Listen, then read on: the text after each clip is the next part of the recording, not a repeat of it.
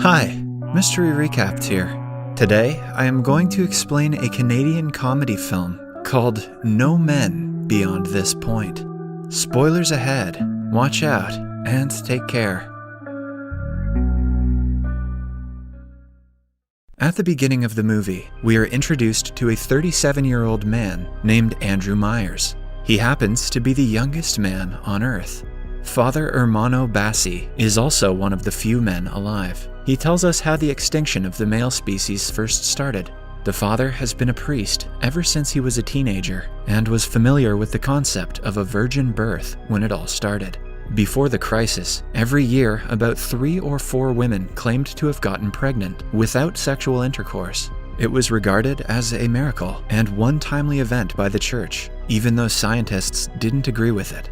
But everything changed in 1953, when in a single year, 67 women came forward claiming that they got pregnant, even though they were virgins. At the time it first began, many people followed Christianity, which validated virgin births as miracles. Science couldn't prove if the claims were untrue, because there were no DNA testing methods then. The people only had access to blood tests that proved if someone is not the father, and there was no way to confirm if the child had a father at all.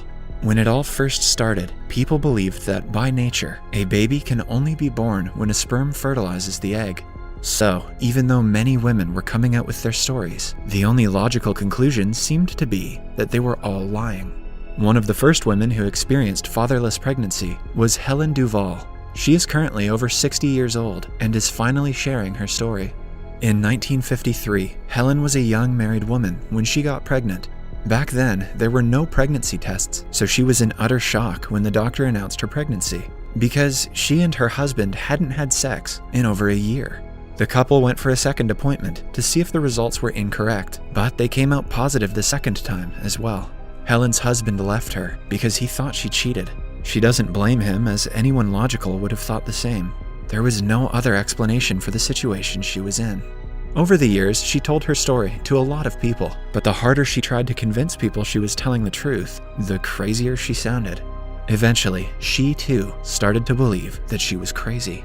It wasn't until 1988, when a DNA test was developed, that people finally believed her truth. A TV interview from 1945 shows us a man talking about fatherless birth claims. He says that the thousands of women from around the world coming forth with such claims are all lying. According to him, women are prone to hysteria by nature, which means that they are copying each other to create this trend of false births to hide their mischievousness. Even when the trend began to grow to a larger scale, the world leaders, who were all men at the time, ignored it, mostly because they couldn't handle the fact that they weren't needed for procreation anymore. As time went by, the more women came forth with fatherless pregnancies, the more men disregarded their claims. Because of this, women began to harbor anger towards men that was soon going to change the course of human history. Then, Sister Isabella came along. She was a nun who was living in a convent in northern Spain, where men were strictly forbidden from entering. But, to Isabella's dismay, she got pregnant one day. The church, which was run by men, wanted nothing to do with Sister Isabella and disregarded her completely. So, she and the nuns came together and protested. This triggered the women all around the world who had been suppressing their anger until then. In 1954, Women United Rally came to the streets of Washington, D.C. The men in power tried to calm them by saying that the scientists are still trying to understand how this phenomenon can be possible. But the protests didn't stop there. Women had had just about enough of being called liars. The working women stopped going to their jobs, while housewives stopped looking after their families. They joined hands and rallied in the streets. A clip from 1955 shows us that Helen Duval's husband had come looking for her, wanting to take her back as his wife. However, Helen had come to a realization by then. She didn't need him for anything in her life. He can make his own damn dinner from now on. Soon, women all over the world realized that the men's primary job was to help them procreate, and without that, they are of no use. As the number of fatherless pregnancies went up, the number of sexual pregnancies went down rapidly. Science finally came up with a reasoning for the asexual pregnancies that were so wildly debated.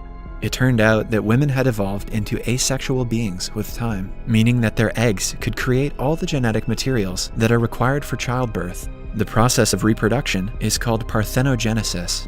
As time passed, babies reproduced sexually became rarer. When scientists looked into it, they found out that eggs in women's bodies had stopped receiving sperm. Even if sperm was injected into the egg, it died instantly, making sexual reproduction impossible. In addition, because of the lack of Y chromosomes, every child that was born as a result of parthenogenesis was a woman. Now, the male species was on the verge of extinction. In 1965, Eleanor Hamilton became the first woman American president in history. All this took was for all of the men to die. As time passed, the power dynamic shifted, and more women started being seen in powerful positions. Things started to change when the government introduced the Worker Replacement Program, according to which every man who holds a powerful position in any institution had to be re-evaluated to see if they are actually fitted for the job, or they got it because of their male privilege. Eleanor called it the weeding out technique. Now, if they can weed out nepotism and psychopaths, the entire workforce will be gone. Because of the law, hundreds of men started to lose their jobs and go homeless. The agitated men all moved to the woods in the countryside, waiting for women to realize their mistakes. But by the mid-1970s, it was clear that women do not actually need men to survive in any aspect of their lives. Some men began to return to society and take mediocre jobs, while others stayed on their ground and started protesting. The leader of men, Darius Smith, claimed that their organization wants respect and position back because women have done enough injustice. By 1975, women represented over 3/4 of the population of Earth. Because of this, all women's menstrual cycles began to synchronize, and a new phenomenon called menstrual synchronization was discovered. I thought this was a thing already. Soon, the world was united into one, and governed by an international organization called the World's Council. The government overthrew several military projects because they weren't needed anymore after world peace was established. They also stopped funding NASA and focused on building a cleaner and safer environment on Earth by developing electric cars. To provide men with proper accommodation, the government created sanctuaries all around the world and asked all the male population to move there. Men were provided proper nutritious food, shelters, and entertainment in the sanctuaries, and were asked to confine themselves in those particular areas. At first, the men protested the idea, but didn't do much when the sanctuaries were established, and they started living a quality life. At present, Darius Smith still claims that the men are only planning their attack in the sanctuaries and have not accepted the idea at all. When technology develops, people start to research the cause of asexual reproduction being possible. While science declares it as evolution, some people believe that a comet passed the Earth closely in 1952, and 9 months later, the first asexual baby was born, which means that the comet had something to do with the transformation. Finally, it's been confirmed that women are aliens. However, the theory is claimed to be only a rumor. Currently, 37-year-old Andrew is the youngest man on Earth. He works as house help for a family that consists of only women. The couple, Iris Balashev and Tara Ganger, have appointed him to help them take care of their daughters. Andrew says that he doesn't feel special for being the youngest man alive because it has always been like that for him. His boss, Iris, says that Andrew is a delightful housemaid and is very good at his job. She likes him mostly because he is way cheaper than a female housemaid. She also believes that his influence will be good on her children and grandchildren because they will be able to live as the last few women who have male influence in their lives. Andrew's other boss, Tara, isn't very fond of him because he has a penis and because of his closeness to Iris. Iris paints Andrew a lot, which she claims is for artistic purposes, but Tara doesn't get the point. When the children go to the field for their football match, they bring Andrew with them for help, but he is only allowed to stay on the sidelines. While waiting, Andrew meets two men, who are of course older than him. They too are house help for another family of girls. Their chat is disrupted by a teenage girl, who reminds them that a gathering of more than 2 men is illegal. The guys quietly follow her orders and separate. One day, while Tara and Iris are in an interview, telling people what it is like living with Andrew, Iris says that she likes Andrew a lot. As the conversation goes further, it is clear to Tara that her parenting partner is attracted to Andrew. She asks the interviewer to cut the cameras and storms off. When Iris is alone with the interviewer in the kitchen, she admits that she and Andrew have fallen in love with each other. She rushes outside to see him, and the two get into a heated discussion. But things get more interesting when they kiss. The kids watch them from nearby in utter shock because they have never seen anything remotely sexual between a man and a woman. Tara witnesses this and sends the kids back into the house. Meanwhile, the leader of the men's extremist group, Darius, comes forward with his claims that they are being fed food mixed with estrogen, so their sexual urges would be suppressed. The men from the sanctuary go on a hunger strike, but it only lasts for a day and a half. Darius pretends that they have decided to keep eating the food, so no one forgets what the men are going through in the sanctuaries.